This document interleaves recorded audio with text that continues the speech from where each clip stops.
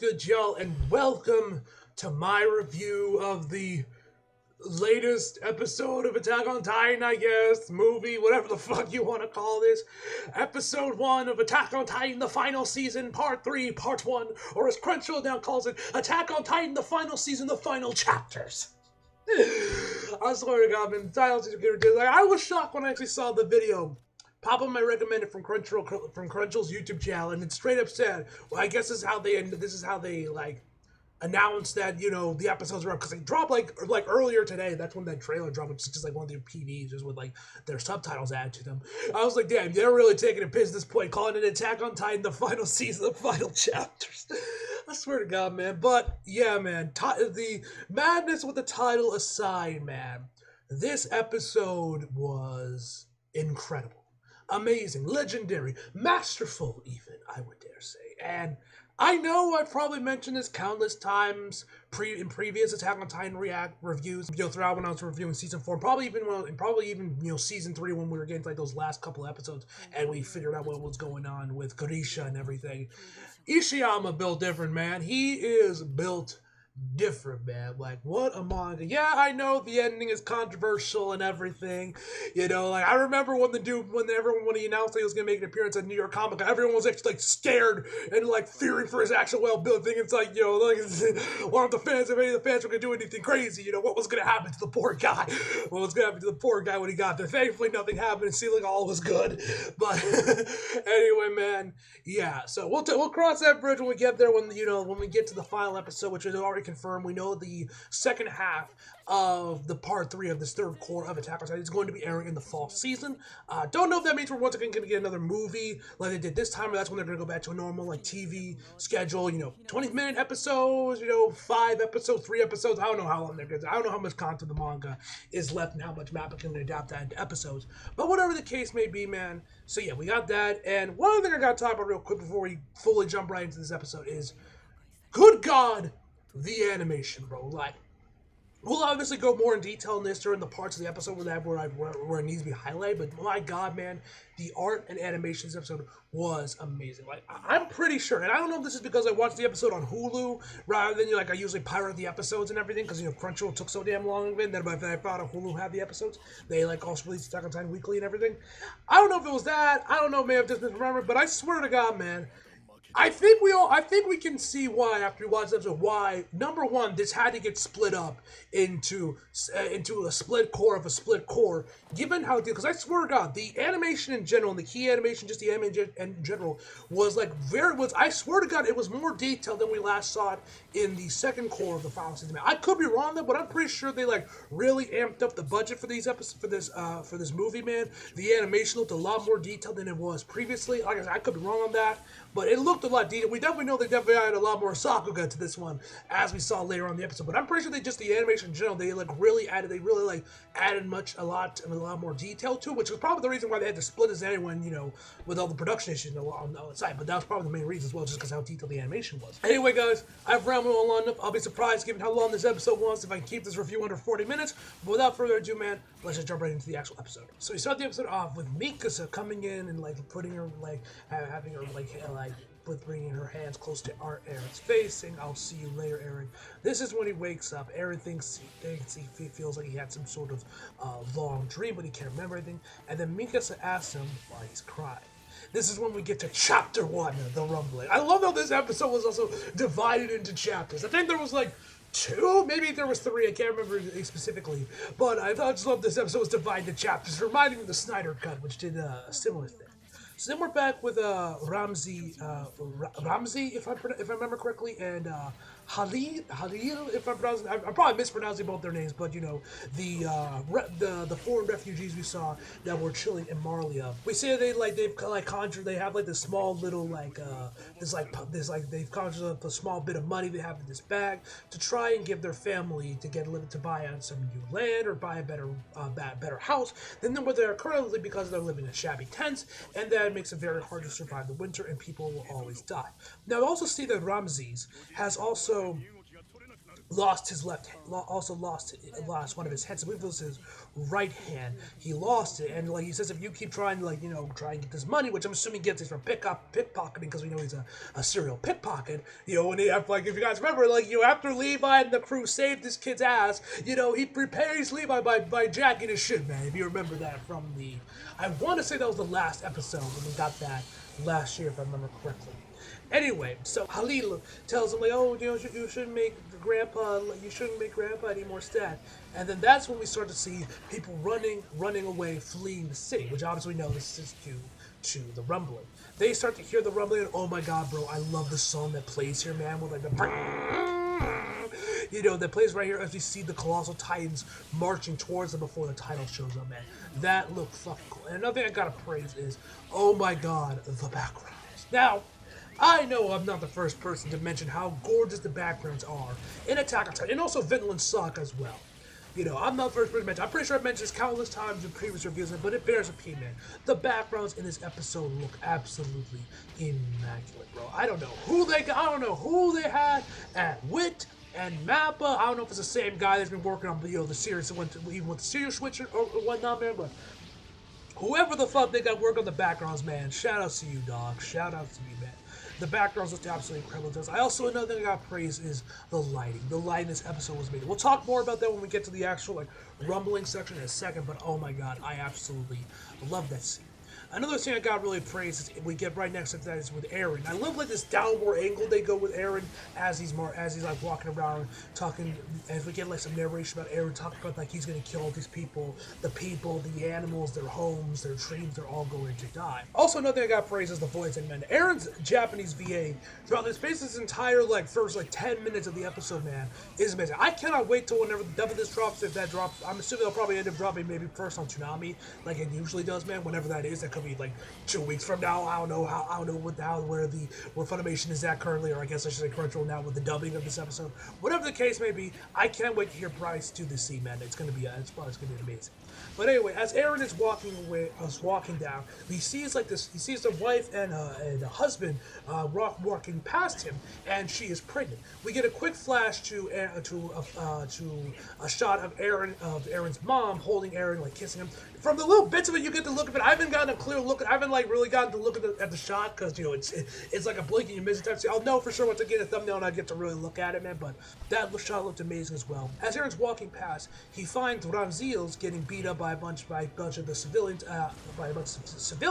business owners. Be like, hey, this kid is a serial pickpocket, man. This is one, and this is it, man. I gotta make a living here. I got mouths to feed. They didn't sound like that, but that's what I thought. They're like, I got mouths to feed, bruh. So they're like, beat the shit out of this poor kid. Now, another thing I was kind of confused about is what exactly is the timeline of all this? Is this before or after Eren saves the kid and they get drunk together and everything? Is that all after this? Is that all before this happens, or is this a little bit after? I would assume it's a little after it, given how Eren talks with Ramzil, with Ramzil.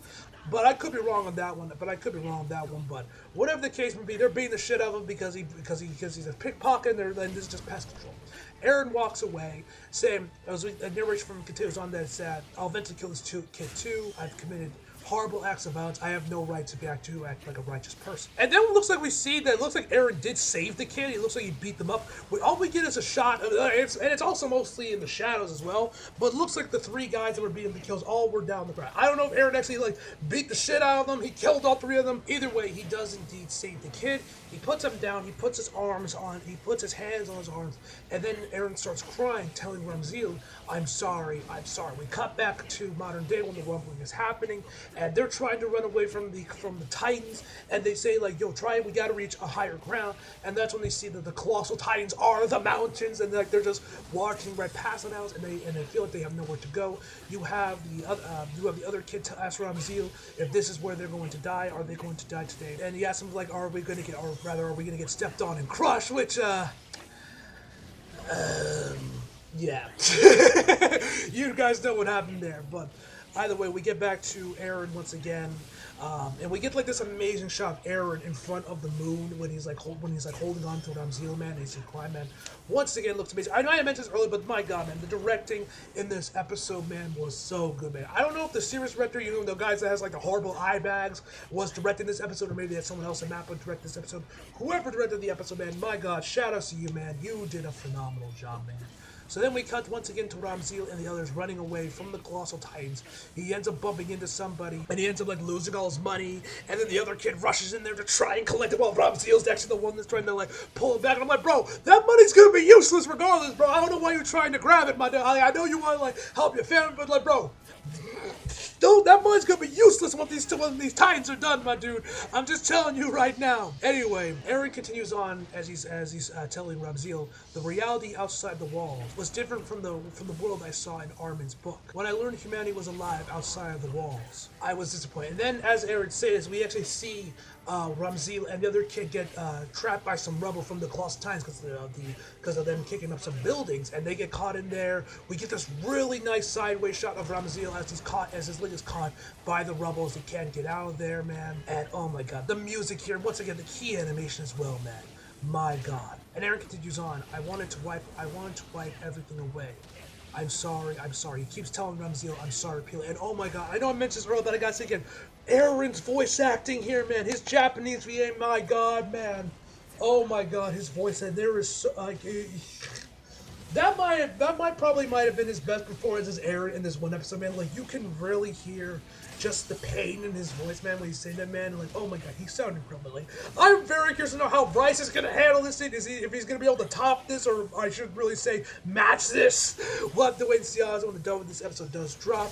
But either way, man, the voice acting here from his Japanese team was fantastic. We get another amazing shot where we actually go peel where as Eren keeps apologizing to Ramzil, we get a close of his eye that fades out to back to the present, where we see in the center of his eye is the founder Ymir, and it goes from a POV shot as he just sees the founder Ymir as the frame itself starts to turn more red and red and red, as we see one of the Colossal Titans' foot just start to smush down and squish down on Ramzil, and then we just see both of the kids just squashed up corpses in the footprint of inside one of the Colossal Titans' footprints, man. Oh my God, such a powerful shot. That, like, I mentioned this earlier, but I gotta say this again. This episode, this section in particular, man, is probably one of the best directed sections of an anime episode I've ever seen, man. Like, I'm telling you right now, the music as well was also incredible, man. Like, Jesus Christ, man. This was such a powerful sequence, man. Like, my God, from the music, of course, the art and animation, which I mentioned before, looked absolutely incredible. Like, I swear to God, the map really added on the detailing a little bit from the previous core, man. And from here we just see the aftermath of what's going on of the rumbling and going on in Marlia, where we actually go inside. First of all, I love just the coloring of the sky and the lighting here, man. I love how throughout the rest of this part of the episode, the sky is predominantly like a yellow or an orangish color. It looks so good. Like, I'm sure people are gonna use this like, oh, see, this is what map I should take over here. I could be because they don't do blue skies, you know. Anyway, I've kind of talked about that before, man, in my Peter Walker review, so I don't want to go off on a rant about that, but yeah, whatever, man. This looked incredible. Like, I love how we see like a prison, and we looks like we have a bunch of like innocent Eldians in there, as they see that's completely empty, man. Like I said, the backgrounds look so good, man. Where, you know, they're kind of wondering, like, hey, what's going on here? They, of course, hear the rumbling going on. They question if this is indeed Judgment Day. And then we just see the carnage. We see the sky is turned into more of an orangish color. There is smoke everywhere, obviously from the Colossal Titans. As we just see, like, huge trails of bodies just line up each other, just covered in blood. Burned corpses, buildings destroyed, man. People like raiding businesses. We actually see one guy being smart that is actually like driving a little like car while everyone else is running. I'm like, hey, that's a smart guy. Of course, you know, someone takes him out of the driver's seat, and then people are like all like jumping over each other trying to get in there, which obviously doesn't really help them as they all get squished up by the Colossal. And then we just get a bunch of amazing shots, man. We get this amazing 3D like roundabout shot of where the camera spins around the founding Titan that looked absolutely amazing, man. And then we of course get to the shot itself that this is like the only manga panel from this I did see where Eren says, "This is freedom, man." Such an amazing moment, and I also just love that one of the shots we see, because you also see like people get like trying to like scrunch up in like a tree. We see just one guy just like shoot himself in the head, man. That shot looked amazing, man. Like, I could gush about this one section for like an hour if I wanted to, man. But I don't want to. But I want to try and keep this review under 40 minutes. So I'll kind of continue on from there rather than just like harping on this one scene. But my God, man, this sequence was so beautifully done, man. Like, everyone on Mappa that worked in this episode, man, all of y'all deserve a raise and a pat on the back. Really, what y'all really need is just some goddamn sleep. I just want y'all to get some good sleep, man. You have done great work here, man. Please, for the love of God, get some sleep, man. Take good care of yourselves. Because we know how overworked the staff at Mappa is, man. But I digress. And then that's when Kid Aaron says, "We finally arrived at the view. Haven't we, Aaron? Haven't we, Armin? Excuse me." And that's when we kind of like switch over from like this lush, like just like endless blue sky to when he turns around to Armin. We're back in like the Titan realm. I don't know if we've ever gotten an official name for this realm yet. Where he looks over at Armin. That's when we cut back over to Armin back on the boat as Annie asks him if Annie asks him if his wounds have healed up yet. And Armin tells her that, after having some time to rest, they're good. And she asks him if he wants to take a seat with her. Now, I gotta say this right now, guys. First of all, I fucking love this scene. This was probably one of my favorite parts of the episode, man. And I have never been one for shipping an Attack on Titan, man. It's just never really crossed my mind when I've been watching this series. I've just been too busy enjoying the story and the characters to really get like, oh, I ship Eren and Mikasa together, or Levi and fucking Hanji, or whatever. I just never really ever gotten into any sort of shift with Attack on Titan. Just hasn't been my thing. But after this part of the episode, man, I have been converted. I am now a huge Annie and Armin shipper, man. I have been converted, ladies and gentlemen. And oh my God, this moment is so fucking cute and wholesome. Like, bro, when I was about to turn on this episode, when I was prepping and I sat down to watch this episode, record my reaction, y'all will see me losing my damn mind when I post a reaction, most likely on Sunday. I might even post a review on Sunday as well, just so I don't have it compete with your walk. Although I might end up having that come out on Saturday as well. I don't know. I haven't really decided because I know this video's not coming out on Friday. But regardless, whatever the case may be, you guys see me losing shit there, but I did not expect there. I was only expecting there to be action, depression, and just darkness. Just dark. This episode being like really dark, given where we are. I was not expecting us to get like a super cute and wholesome moment between Armin and Eric, between Armin and Annie. And I'm sure the like hardcore Annie and Armin shippers that probably were there since like season 1, bro. They must have been losing their goddamn minds for the anime homies that watched this episode and for the manga readers that when this chapter first dropped, man. I guarantee you, man. But oh my God, this moment is so cute, man. Anyway, so Annie tells Armin that she's been meaning to thank him for always talking to her when she was for so many years while she was stuck in that crystal. And Armin's like, oh yeah, sure. And then she tells her how it was so lonely that she thought she was going crazy. Hearing from both him and Hitch was the only joy she got. And then she asks him, but why did you choose, and I love the way this is written too, I love the dialogue here, but why did you choose to spend time chatting with a rock that never responded? There were more cheerful and pleasant girls to talk to, right? And then, I fucking love this moment, man. And then Armin's like, oh, that's not the issue. And then he starts blushing as he tells her, it's because I wanted to see you, Annie. And then, oh my God, bro, this shit's so cute, man. And then like he asks her how come, and then she starts burying her head in her sleeves as Armin's blushing, and Armin is shocked she doesn't know he has a crush on her because Hitch was constantly on him. And then we get a close up of Annie's face, and she's blushing too, bro. Oh my God, bro, my heart was melting watching this scene, man. Oh my God. This was such a nice moment, man. This was such a cute moment, man. Seriously, listen, after watching this section of the episode, I hope and pray to God that somehow, some way, Hitch and Armin, Armin and Annie, I don't know why I keep getting their names mixed up, that Armin and Annie survive to the end of the series and they end up together, bro. Like, after this, I want them to be together. But knowing the series, man, I guarantee you, one, if not both of them, will be dead, but will end up being dead by the end of the series, man. We'll have to wait and see on that, but hopefully not. Hopefully they will end it together, man. We'll have to wait and see on that. After that, they continue on talking on, and Annie asks her, like, that the reason you might have talked to her because you want to try and avoid contact, trying to talk to the monster, to try and avoid conflict. And then she tries to stand up. Armin grabs her hand, and then she starts blushing again, if you were paying attention. And that's when Armin, I don't know why I keep getting the names mixed up. Armin tells that he hates the phrase good person because he's like killed so many people, betrayed the people of his island, and he has long since become a monster too. And then just like this random like seagull just pops up, just chilling on like the balcony right beside them as we get a shot of what I guess Eren looks like inside the Founding Time Man. The man looks fucking dead inside. He just looks depressed and just dead inside, and believing that there's still something beyond the walls, as he mentioned about him and Eren, the promise they made of them exploring the world together.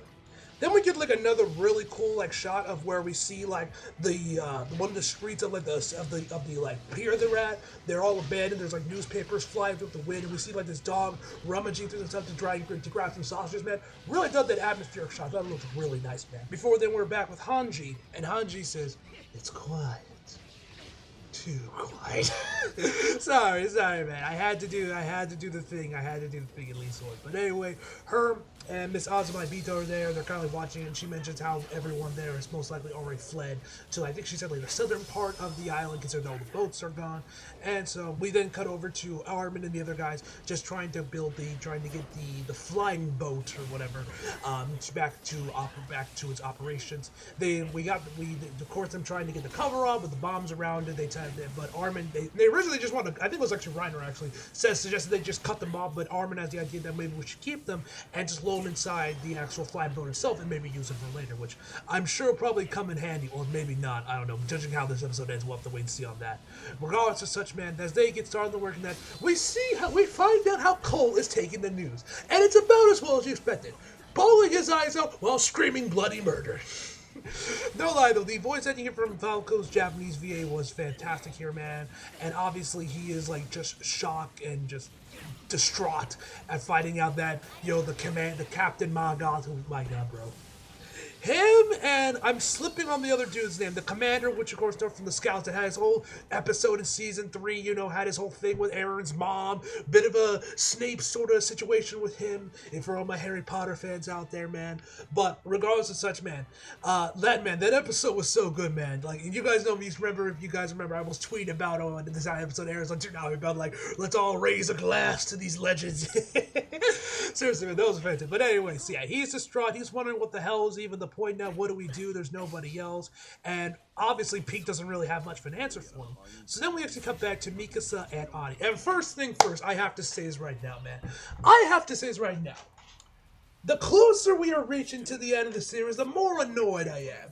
Because it is becoming more and more clear that more than likely we are never going to get that one-on-one Annie Mikasa face-off that Ishiyama was teasing at since the beginning of the series, man. Since all the way back in season 1. That man was teasing these women going at it. He was dangling that carrot in front of you. There was the fucking Lost Girls OVA that was centered just on Mikasa and Ani and what Ani was doing right before the female Titan arc, and Mikasa having her own separate episode that I don't even know if it's even canon, considering what goes on in that episode, whatever the case may be. You had all that, and it's like I said, this man has been teasing it, and man, damn that carrot that maybe we will see these two women go at it. The baddest bitches of Attack on Titan going at it, one-on-one, mano-a-mano, head-to-head, whatever the fuck you want to say.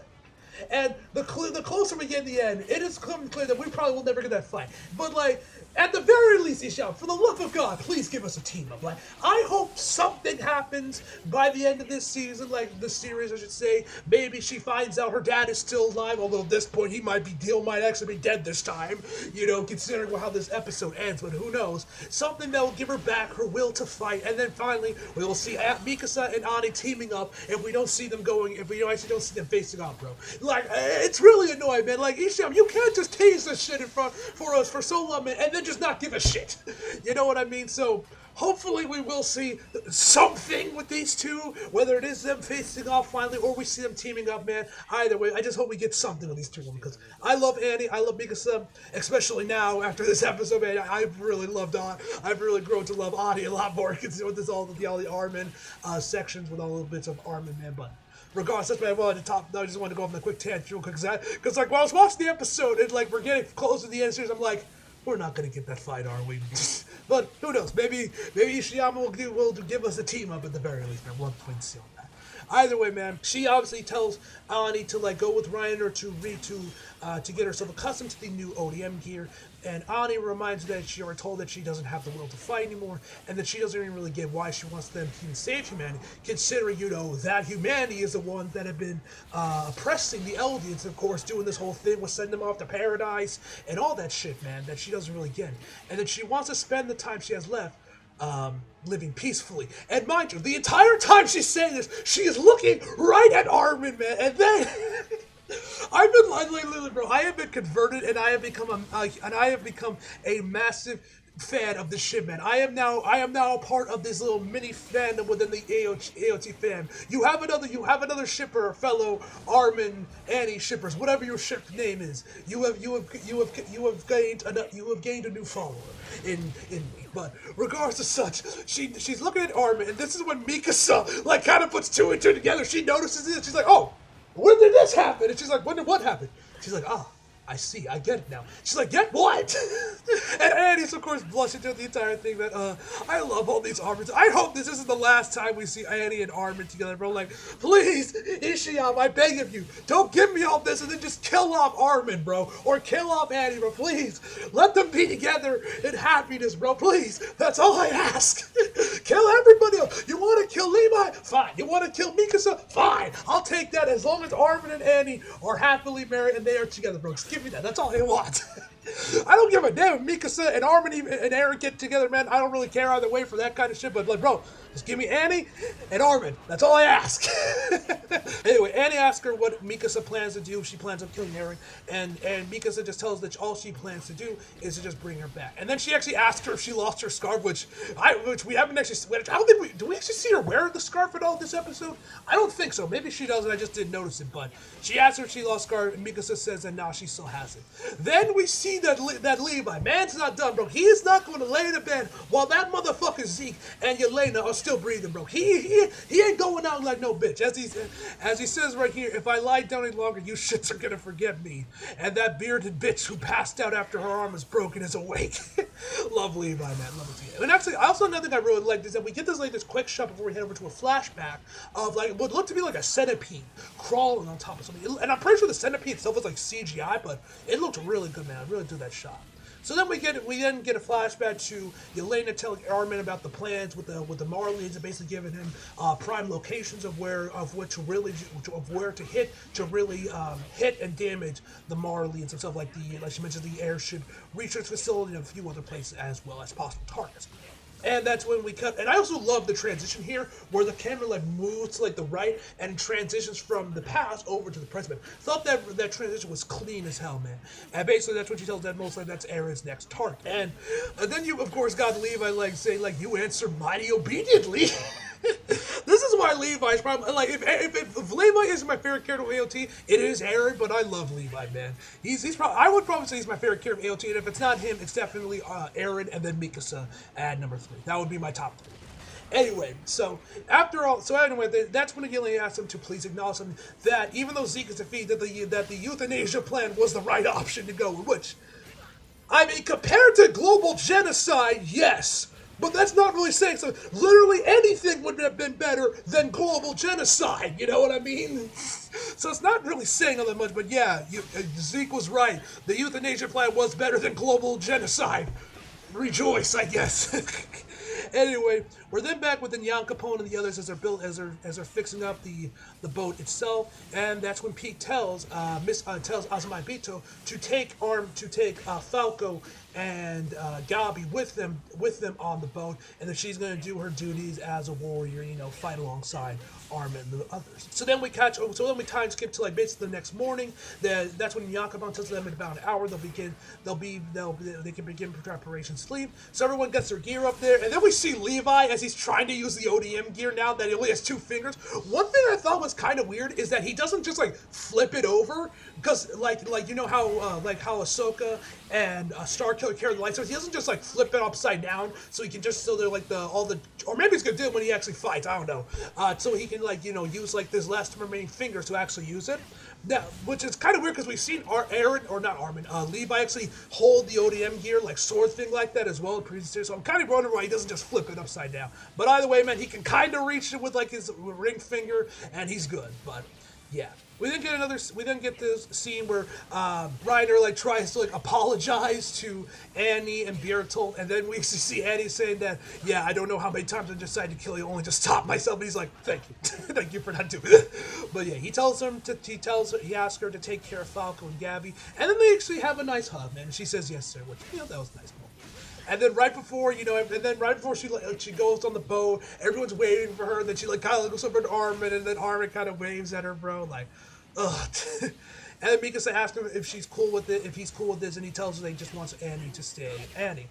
And so then this is when Pete basically tells Hanji that she isn't going to join them on to defeat Eren and the others. And then of course you got Hanji being like, I want to ride on the back of the car Titan to feel its body heat. And then she's like, no, and then says this suddenly took a creepy turn, which I thought was pretty funny. And then that's when they finally are about to get the fuel light. And then if you actually pay, I don't know if any of you guys know this, but I instantly noticed this. If you pay attention to the background, you can actually see Flout just like moving like right behind in Yakupon if you're paying attention. I instantly noticed this and I was like, who the hell's behind that?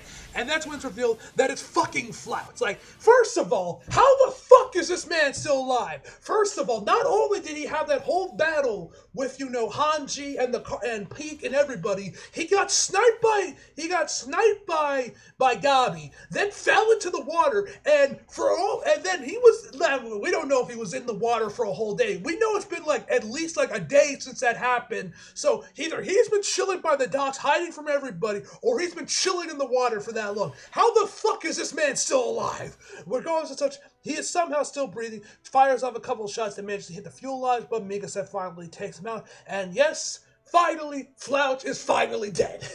It took him long enough, but hey, we're finally here. Anyway, they of course investigate the damage, and of course it hit the fuel lodge, because of course it did. Of course it would hit the fuel line. So then they start scrambling. What are they going? They can't do it. They can't fuel light now. And then while Yakupon is about to have a freaking panic attack, one of the other guys tells him that, hey, we can fix this. If we weld this, if we cover the holes, we can make it work.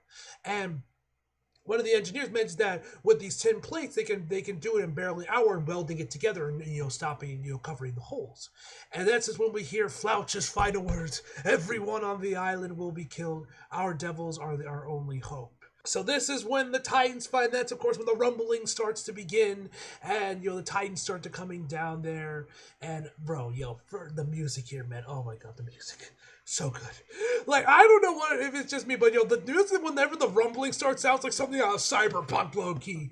But either way, then everyone's like taking turns, like who's gonna stand behind and take out the Titans. Armin, of course, suggests himself because he has a colossal Titan. But because he's our trump card, they can't go him. Reiner is the next to suggest himself, but of course, because they don't want to lose any of their Titans or expend any more additional energy for the Titans, he can't stay as well. And so Hanji is the one that decides to sacrifice herself and try to buy them time. While this is going on, we see Falco and Gabi like banging on the door, trying for Annie to let them out, but Annie just tells them to be quiet. And so Hanji makes her final orders, making Armin the 15th commander of the Sword Regiment, and of course Armin is just kind of standing there, just kind of shocked by everything as Hanji just dumps all this on him. And then this line was pretty funny, where she tells like, "Oh, Levi's running now, so really put him to work." Gotta love Hanji, man. Gotta love Hanji, man. So then she like passes by Levi, and she says, "My turn has come at last. I'm giddy with the desire to make a spectacularly cool exit," and continues on saying, "I don't stop what I got going on." And Levi, all he does is put his hand on her chest and say, "Shingo Sasayo, dedicate your heart, man." Great scene, man. Great scene. And then we get to Hanji's last stand, bro. The animation here, like, I mentioned this in my reaction video to the trailer when we got the full trailer a couple days ago, but I'll mention this again. Like, First of all, the animation here looked insane. It's about goddamn time that Mappa finally put out a WIT quality ODM section. That's the first thing. I don't know why it took them so long, man. Like I said, maybe they were just saving it. It was the same thing with just like the Sakuga in general. Like, we never really got any major cool Sakuga sections in AOT until we got to like the second, part 2 of the final season. And I mentioned this, and I'm pretty sure I mentioned this in my review of that episode, that I figured they were saving all the Sakuga and all the God tier animation for the movie. Because this is when everyone's talking, like, oh, they're going to make a movie. They're going to make it a movie because of how popular Demon Slayer, which, to be fair, they weren't wrong. This was basically a movie. Who knows? Maybe that might be what they're still going to do anyway with the second part coming out in fall this year. They might just make that one giant movie. We don't know. Whatever the case may be, I thought they were saved there, but then we, of course, got the amazing Sakuga there, and then finally we got a WIT quality ODM section here in this. Now, if you were to, like, really compare them, I think WITs were still a little bit better, probably, but either way, man, this section looked absolutely incredible, man. The animation was amazing here. This scene was so well directed, man. Oh my god, there are so many cool shots, like when, like, Hanji, like, slow-mo passed by one of the Titans' eyes. Oh my god, that scene goes hard. And then there's the music. Oh, the music. Oh my god, bro. Yo, this fucking music. Now, I know that apparently a track from from season 1, from the female Titan was apparently reused in this episode. This was from an AOT AOT account I follow on Instagram.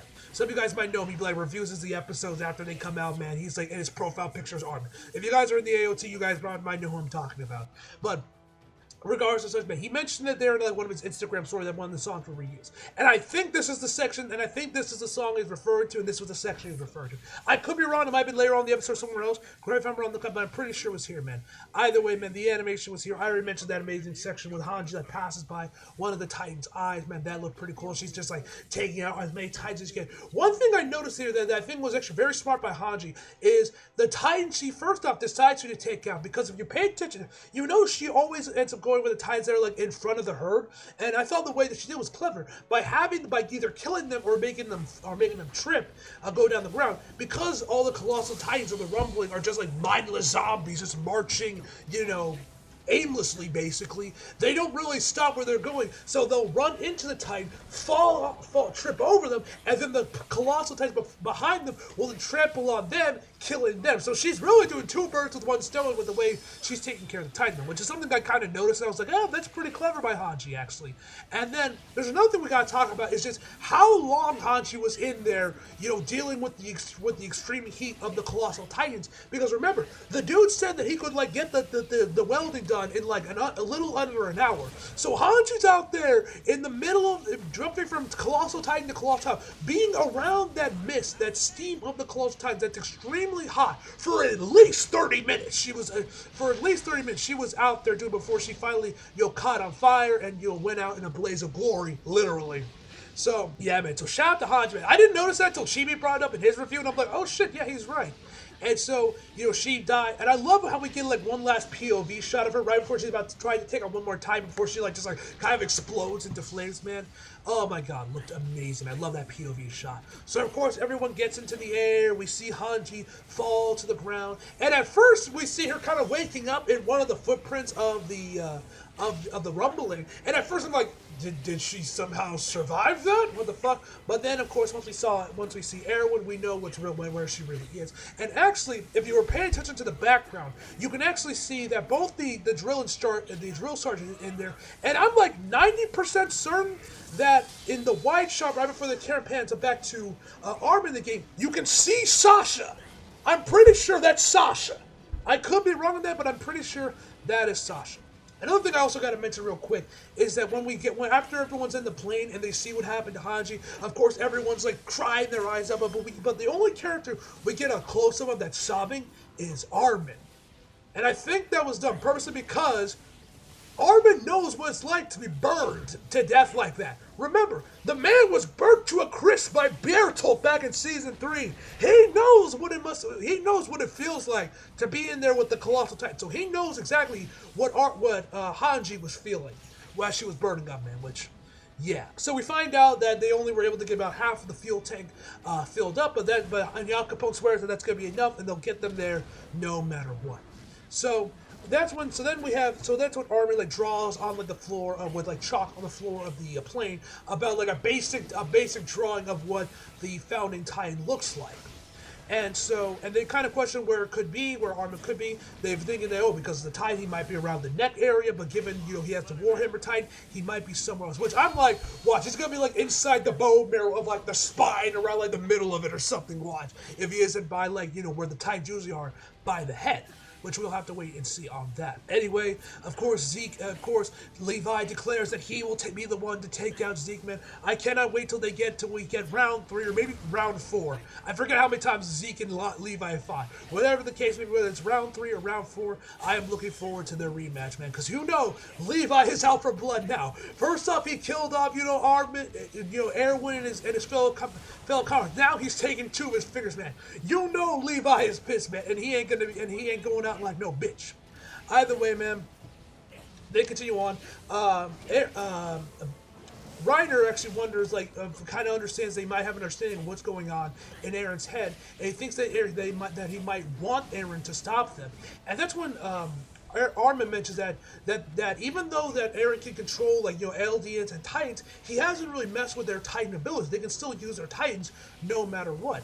And Armin mentions that he thinks that he says he's letting them act free. Remember, that's Aaron's whole thing is about freedom. Remember his spiel back from the first core when he was like, "You know what I hate anything else in this world? Anyone who isn't free. They're no better than cattle." That whole Mikasa section, oh my god, that shit was iconic, bro. But, so, yeah, he's obviously letting them have freedom, which is his whole thing, and he wants his friends, that's the whole reason he's doing this, is because he wants him and his friends to have freedom. So obviously he wouldn't take the powers away from him. And that's when Reiner, he was on saying that it must have been agonizing for him committing mass murder. That's not a burden just anyone could bear. If I was in his shoes and he had the founding time, he would either try to get rid of his pop, but if he couldn't, he would want someone to just end it all. Now, granted, which is probably true, but at the same time, this is coming from the guy that's trying to kill himself, 3 times this season? So there's that. But he does have a point. Maybe that's what this whole thing with Aaron is. We did see what the dude looked like in the fountain. The dude looks dead inside. He looks fucking depressed. So maybe he is just tired, and he does just want Aaron and Rikas and the others to just kill him and end it all. Yeah, especially given what he says right here in the next section when he transports or when he talks to Aaron and the other one inside the Titan spiritual play or whatever the fuck this place is called. So then first Armin is screaming, trying to get Aaron's attention that you don't need to kill anymore. The island will be safe now. Jean gets in there that you don't need to be committing genocide for our sake. Then Connie gets in there, and then Mikasa comes in there saying, please Aaron, come back to us. Love Mikasa, best girl. Anyway, so everyone's trying to get her attention. Nothing happened, but then eventually Aaron does speak to them that he will not stop the rumbling and that he will not leave the fate of paradise and, of course, his friends up the chance. That's when they see Kid Aaron off into the distance by the Tree of Life or whatever it's called, and they start then Mikasa, Armin, Connie, and Jean all start running towards them, but then they end up finally just loop back to where Reiner and Peak is, and that's when Aaron tells them as we see that there's Kid Aaron right next to the founder, that if they want to end it, that they have the freedom. If they want to end this, they have to kill him if they want the rumbling to end and leave it all to chance, like Aaron said. So then we then cut back over to Annie and Miss Azumabito as they find out they're going back. They're heading to the island to Kizaru, if I'm pronouncing that right. And Azumabito already spent the nation's probably already in class because of course the rumbling's going on. And then Annie mentioned they're probably only eating fish for a while. And then Miss Azumabito was like, the fish dishes are splendid. So as they kind of continue on talking for a bit, Ani and Falco come in there asking her. First Falco tells Annie that he's had a dream, and she wonders for Gilliard, and she tells her that it's actually from Zeke. And then Gabby mentions that if she remembers that the female Titan can manifest the abilities of other Titans if she ingests something from those other Titans. Annie says that yes, that's right, and because of that, she had to swallow a lot of weird stuff. She had to swallow a lot of stuff. And then that's when Gabby and Falco start losing and be like, oh my god, we might actually be able to do something. Then, and I'm like, what the fuck are y'all talking about? Annie is, of course, like this, well, where she just tells him to shut up and, like, go and go shovel some coal or something. But that's what she does, as and then she registers that he did say that he had a dream about Zeke, or had dreamed about some of Zeke's memories. And she asks Falco to continue on. And that the dream or the memory he relives is that Zeke, it is him flying, and that it feels like he can do it too. That's when we cut over back to the Eldians that Marlia that surprisingly have survived the rumbling up to this point. Ani's dad is very much alive. Peek's parents is alive, I think, anyway. I'm pretty sure that dude is Peek's dad. I'm not sure entirely. Gabby's parents are alive, of course. Reiner's mom is alive. All the major family members of, the Warriors are all alive and well, surprisingly. And they're all on a train heading over to one of the forts, Salta, if I'm pronouncing it right, to try and get an airship to try and escape.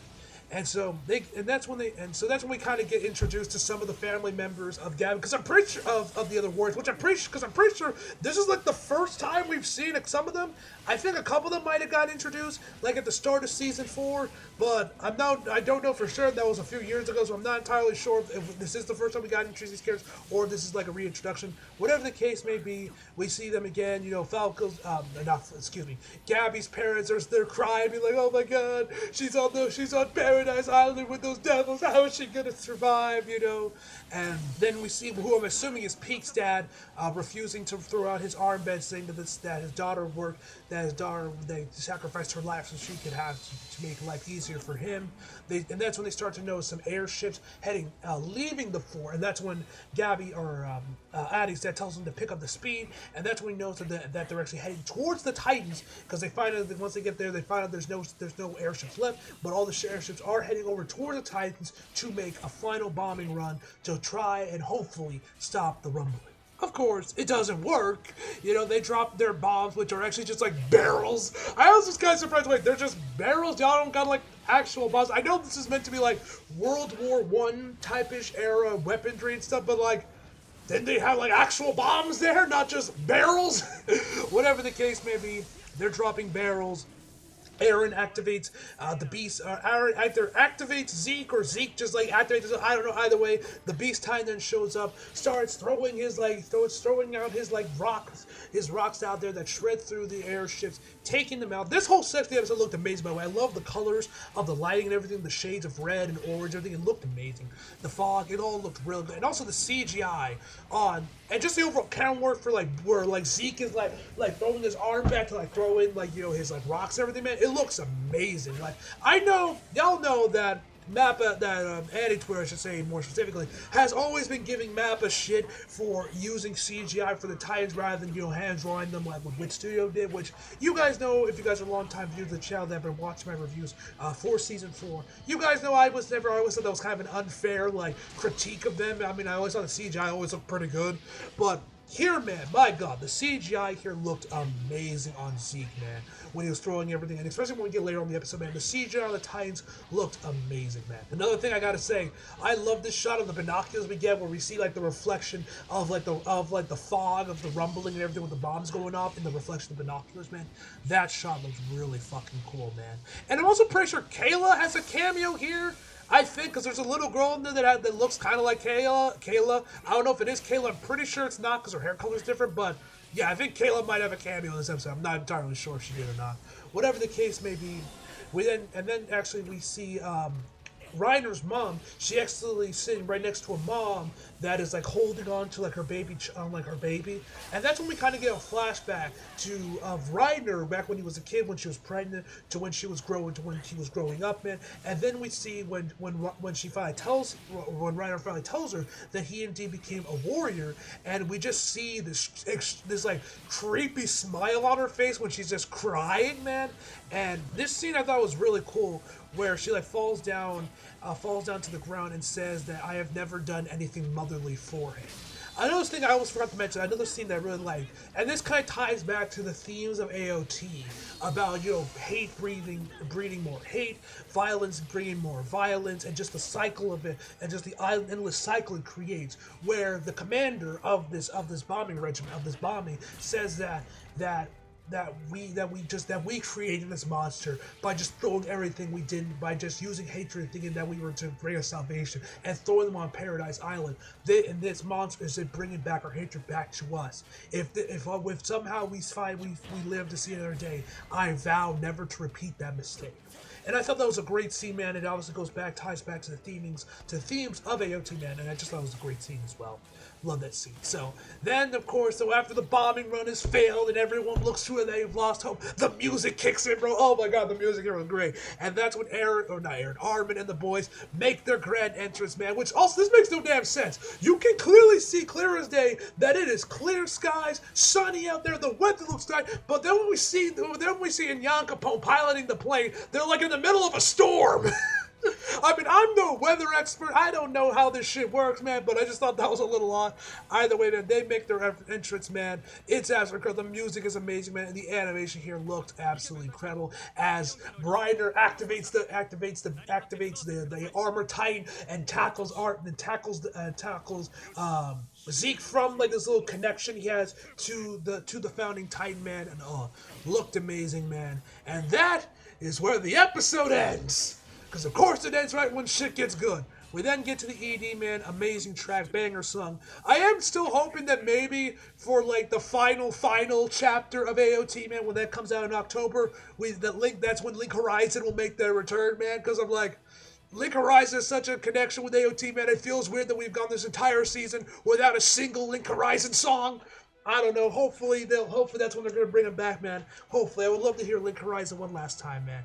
But either way, guys, if you have somehow made it to the end of this far into the video, if you made it to the end of this video, man, shout outs to y'all, because I'm pretty sure this review is going to end up being like 50 minutes long.